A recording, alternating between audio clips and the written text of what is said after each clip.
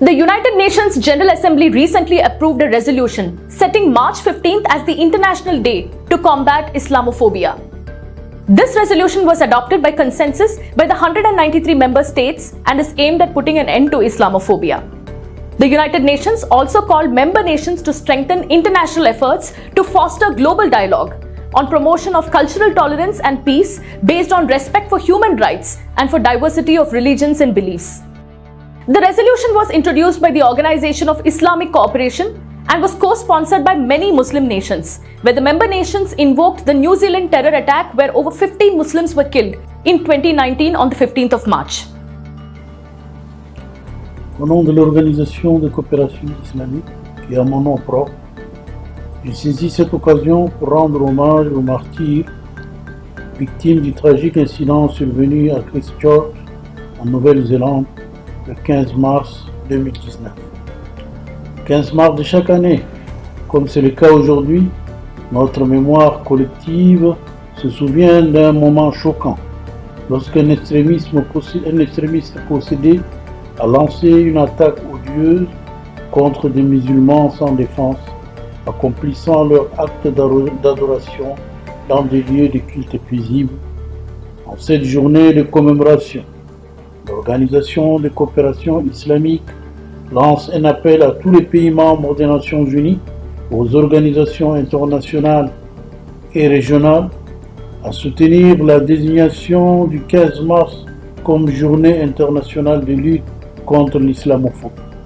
While many member nations at the United Nations General Assembly agreed that Islamophobia and its extensions, racial discrimination against Muslims and xenophobia was proliferating in several parts of the world and a day should be dedicated towards combating Islamophobia, India, France and the European Union begged to differ. India said that we must focus on religiophobia and not just on Islamophobia. India's permanent representative to the United Nations, T.S. Tirumurthy, said that India is concerned about elevating phobia against one religion to the level of an international day to the exclusion of all other religions. Let me also state that we condemn all acts motivated by anti-Semitism, Christianophobia or Islamophobia. However, such phobias are not restricted to Abrahamic religions only. In fact, there is clear evidence that over decades, such religiophobias have in fact affected the followers of non-Abrahamic religions as well. This have contributed to the emergence of contemporary forms of religiophobia, especially anti-Hindu, anti-Buddhist, and anti-Sikh phobias. These contemporary forms of religiophobia can be witnessed in the attacks on religious places of worship like gurudwaras, monasteries, temples, etc., or in spreading of hatred and disinformation against non-Abrahamic religions in many countries. It is time that we acknowledge the prevalence of religiophobia rather than single out just one. It is in this context that we are concerned about elevating the phobia against one religion to the level of an international day to the exclusion of all the others. Celebration of a religion is one thing, but to commemorate the combating of hatred against one religion is quite another. We hope that the resolution adopted today does not set a precedent which will lead to multiple resolutions on phobias based on selective religions and divide the United Nations into religious camps. It is important that the United Nations remains above such religious matters which may seek to divide us rather than bring us together on one platform of peace and harmony and treat the world as one family. I thank you. In his address, Tirumurthy said in 2019, August 22nd was set apart as the International Day commemorating the victims of acts of violence, which is fully inclusive in nature, and that November 16th has also been set aside as the International Day of Tolerance. And therefore he asked, why was there a need to observe an International Day to combat Islamophobia? Not just India, even France backed India, and France's permanent representative, Nicolas de Rivière, said that such a resolution that gives importance to Islamophobia only creates further division within the fight against religious intolerance. He asked if we must create days dedicated to each religion, to each degree of belief or non-belief. The same sentiment was echoed by the European Union Deputy Head Silvio Gonzato, who said that the European Union is concerned with the approach of only addressing one religion through a General Assembly initiative. But the matter is more complex than that. The question is Islamophobia a reality or is it just a myth? If it is a reality, does it warrant the kind of attention the United Nations General Assembly has decided to give it? So what is Islamophobia?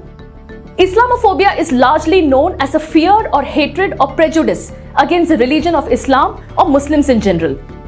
It stems from a large section of society believing that the problem of terrorism comes from the religion of Islam. Many experts believe that Islamophobia is also a form of xenophobia and racism, and it increased following the September 11 attacks in the US, and then the rise in terror-related incidents perpetrated by the Al-Qaeda and the ISIS gave a further thrust to Islamophobia, giving rise to some sort of a social anxiety towards members of the Muslim community. An anxiety that is nurtured by millions of people across the world against Muslims. Several studies have been conducted world over to find out the extent and implications of Islamophobia. A 2017 Pew Research Center survey asked Americans to rate people from 9 religious groups on a feeling thermometer from 0 to 100, where 0 reflects the coldest, most negative possible rating and 100 reflects the warmest and most positive rating. Both in 2014 and 2017, the survey found that Americans had given the most negative ratings to Muslims. The Pew study has found that Republicans, white evangelicals, those with less education express most reservations about Muslims. Another survey led by the University of Birmingham, titled The Dinner Table Prejudice, Islamophobia in Contemporary Britain, reveals that support for prohibiting all Muslim migration to the UK is 4 to 6% higher for Muslims than it is for other ethnic and religious groups. The study has also found that people from middle class and upper class occupational groups are more likely to hold prejudiced views of Islam than people from working class occupational groups. As far as the India situation is concerned, a 2019 report by Common Cause, an NGO on status of policing in India, found that 1 in 2 police personnel feel that Muslims are likely to be naturally prone towards committing crimes. Apart from these studies, many studies have also shown how the internet is being used to spread Islamophobia and how social media aided by bots have also been amplifying Islamophobia and hate.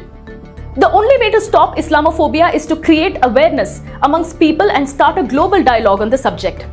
If you are living in a society where there is Islamophobia, xenophobia or racial discrimination, it is not just enough to be non-racist. It is important to be anti-racist, to fight racism tooth and nail. Because as they say, injustice anywhere is a threat to justice everywhere.